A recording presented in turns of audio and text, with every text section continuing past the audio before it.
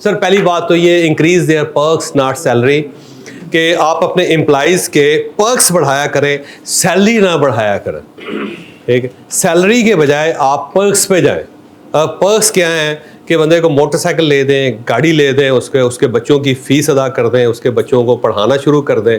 ठीक है, अच्छा अब उसका फ़ायदा क्या होता है, याद रखें कि जो सैलरी होती है वो जेब में चली जाती है, वो नज़र नहीं आती किसी को। लेकिन कंपनी अगर गाड़ी लेके देगी ना तो पूरे शहर को पता लगेगा कि इस कंपनी ने इस बंदे को गाड़ी लेके दी।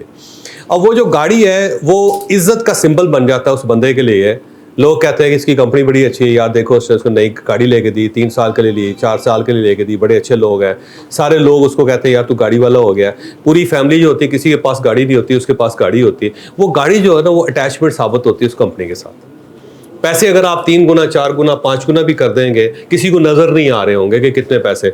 एक बंदा जो होता है ना वो क्या इश्तिहार तो नहीं लगा रहा होता पूरे शहर में कि मैं 2 लाख रुपए ले रहा हूँ, मैं 2 लाख रुपए ले रहा हूँ, लेकिन जो गाड़ी उसके पास आ रही है वो पूरे शहर को नज़र आ रही है और वो उस कंपनी के साथ अटैच्ड है। फिर ये है कि अगर आपने उसके बच्चे को स्कूल में दाखिल करवा दिया, उसकी फीसें दे रहे हैं, उसकी किताबें दे रहे हैं, वो कर रहे हैं, वो नज़र आ रहा है कि इसकी कंपनी जो है उस बच्चे को दे रही।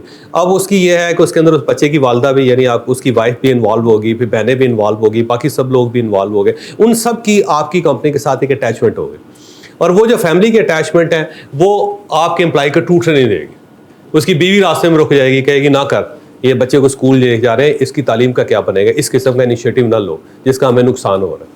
ठीक है, तो आप उसके पर्क्स में इजाफा करें और बाकायदा पर्क्स जो है ना डिटरमिन करें। हर आदमी आपका एम्प्लॉई है, उसको कुछ ना कुछ मिलते रहना चाहिए, उसके बच्चों की फीस या उसकी दवाइयाँ या कुछ ना कुछ चीज़ें ऐसी हों जिसको आप इंक्रीज़ करते जाएँ, बजाय इसके कि हर साल आप 10 15 20 50 हज़ार रुपये उसकी सैलरी बढ़ा दें। उसका कोई फ़ायदा नहीं है। उसको बेनिफिट्स देने शुरू करें। वो जो अदर बेनिफिट्स हैं ना वो आपके एम्प्लॉई को रखते हैं, रिटेन करते हैं।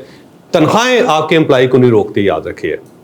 आप उसको 10 गुना भी कर देंगे नहीं रुकेगा, लेकिन जो पर्क्स है ना, जो उसको प्रिविलेजेस मिल रही हैं, जो उसको सपोर्ट दे रही है जो कंपनी, वो उसको रिटेन करे। जैसे एम्प्लॉई को अगर रिटेन करवाना चाहते हैं तो उसके पर्क्स बढ़ाते चले जाएं, उसकी सैलरी बेशक वहीं रहने दें, कोई इंक्रीज ना करें। सरकारी जॉब में क्या होता है, सरकारी जॉब में एक होती है बेसिक आमदनी, बेसिक पे। अब बेसिक पे होते हैं वही तनख्वाह होती है, बाकी सारे के सारे पर्क्स होते हैं, वो पर्क्स बढ़ते जाते हैं। आपको होम लोन ज़्यादा मिल जाता है, उसका रेंट ज़्यादा बढ़ा दिया जाता है, गाड़ी का फ्यूल बढ़ा दिया जाता है, आपके बिजली के बिल देने शुरू कर देते हैं, गैस के बिल देना शुरू कर देते हैं, आपको ट्रैवल अलाउ कर देते हैं, आपकी बच्चों की फ़ीस अदा करना शुरू कर देते हैं, आपका मेडिकल अलाउंस बढ़ा देती है गवर्नमेंट।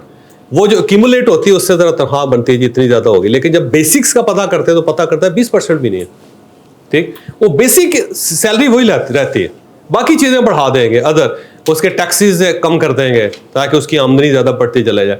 उसमें बहुत सारी ऐसी आमदनी होगी जैसे टैक्स फ्री कर देंगे गवर्नमेंट, जिसका टैक्स फ्री होता है। अब वो पर्क्स बढ़ रहे होते, वो जो पर्क्स है ना, और आफ्टर रिटायरमेंट जो फ़ायदे हैं उसके लिए लोग अगले 40 साल सरकारी जॉब करते रहते हैं, जबकि उसके मुकाबले में जो नालायक स्टूडेंट होते हैं उनके साथ वो कहीं से कहीं निकल गए होते हैं, वो बिलियनर बन गए होते हैं, इधर वो बाबू बन के 16वें ग्रेड में 17वें ग्रेड में बैठा होता है। वो क्यों बैठा होता है कि गवर्नमेंट उसके पर्क्स बढ़ाती चली जा रही है।